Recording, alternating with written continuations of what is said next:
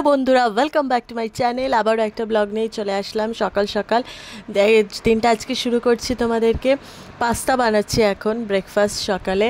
তো পাস্তা বানাচ্ছি, পাস্তাটা সেদ্ধ করে এখানে আমি সব সবজিগুলো দিয়ে করছি রান্না। তো পাস্তা অনেক দিন ধরেই ভাবছিলাম পাস্তা বানাবো, তো ফাইনালি হয়ে গেছে। এখন মা পাস্তাগুলোকে সব বেড়ে দিচ্ছে আর কি সবার প্লেটে। তো আজকে সকালে ব্রেকফাস্টটা পাস্তা দিয়েই হলো, তো ভালোই হয়েছিল সব কিছু। তো এখন আমি একটুখানি বাইরে এসে দাঁড়িয়েছি, আর বাইরে এসেছি মানে কি রোদ্দুর, কি ভীষণ রোদ্দুর।